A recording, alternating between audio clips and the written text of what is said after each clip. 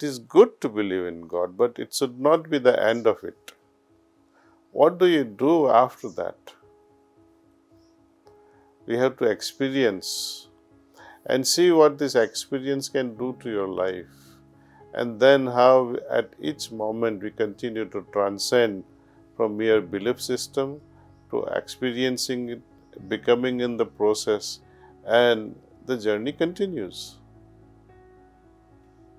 So, welcome to this inner adventure. In olden days, people would say, I want to take a sannyas, and sannyas will take me to liberation so I don't get a rebirth. But we have to make this planet such a beautiful planet that you don't feel, oh, what is wrong in taking birth again?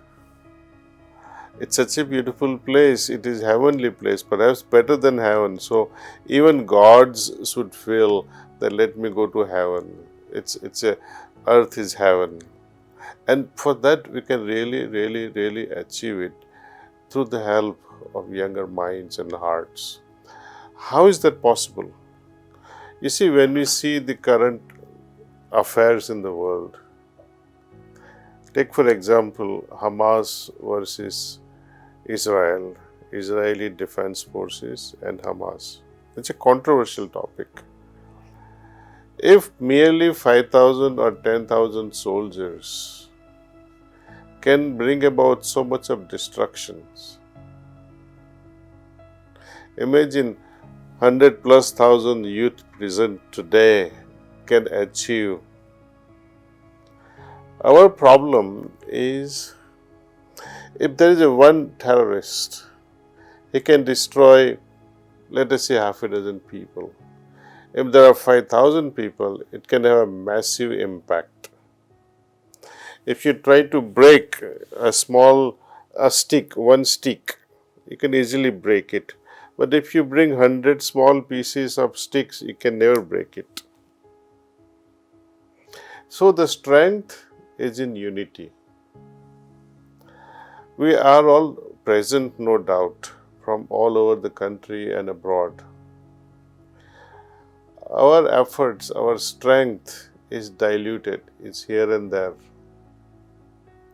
If this 100,000 people can come, let us see, for example, on the Rajasthan border, where we have this mountain range stretching all the way from Gujarat, passing through Rajasthan, going to all the way touching Gurgaon.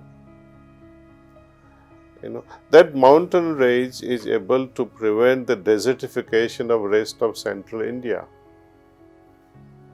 Aravalli Mountains. And it stretches for almost 800 kilometers. People are abusing those mountains. They are digging those mountains. Now, if we can take one district means, let us see, about 50 kilometers. Right. And I have seen that if 100,000 people plant only 10 trees a day, only 10 trees, we can all come together in one district, and 100,000 children planting only 10 plants. So how many is that? 1 million trees. And if we continue this exercise, we can finish that whole Aravalli mountain range in less than 6 months. We can create such a beautiful forest, which is currently a desert-like things, in less than 6 months. Government is spending almost 50,000 crores. And what do they do? Achieve nothing out of it. Let's create a plan to green this Aravalli mountain range. And there are many mountain ranges in India that awaits our indulgence. We have to take it forward. When we are driving around or walking around and seeing the mountains of India during summertime, They look naked. There are no trees there on some of the mountains.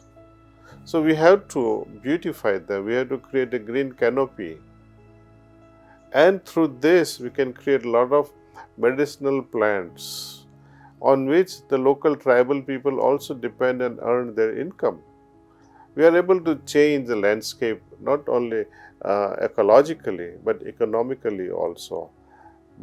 During the whole process, the youth will learn so many things as how to make the soil rich, how to maintain it, and surely these trees, the plants need a lot of water. So we'll also learn how to preserve the rainwater. It is not that India doesn't have enough rains. India has more than necessary amount of rains. We need to use it wisely, store our waters wisely, and then make use of it for constructive purposes.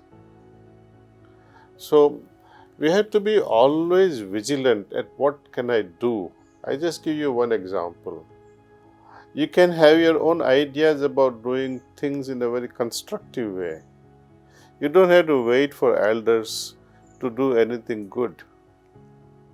Because even God cannot give you permission to do wrong things, and God will not stop you from doing the right thing. So follow your hearts. Follow your heart and move on, my friends.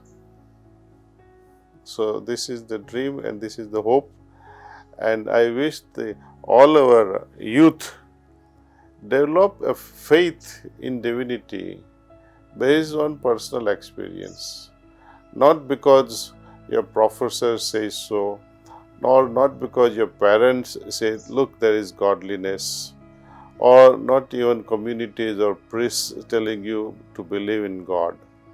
It is good to believe in God, but it should not be the end of it. What do you do after that? We have to experience and see what this experience can do to your life. And then how at each moment we continue to transcend from mere belief system to experiencing it, becoming in the process, and the journey continues. So, welcome to this inner adventure. Outer adventure is great, but inner adventure is even greater. And that requires closing your eyes and sitting there quietly. Lord Krishna in Gita also talks about not only Lord Krishna but every religion, be it Christianity or Judaism, Islam, Jainism, Buddhism, you name it, Sikhism. Every religion advocates closing your eyes and feeling the presence of divinity in our hearts. Even though you may go to a temple, what generally happens when you go to a temple, you are standing in front of a deity with your hands folded, eyes closed, standing there silently. And what happens there? You are trying to feel something in your heart, no? Unconsciously, your eyes closes. Unconsciously, you begin to feel something in your heart, which you can do even at home. Even now, you can close your eyes and connect yourself with divinity and feel the presence without any prejudice.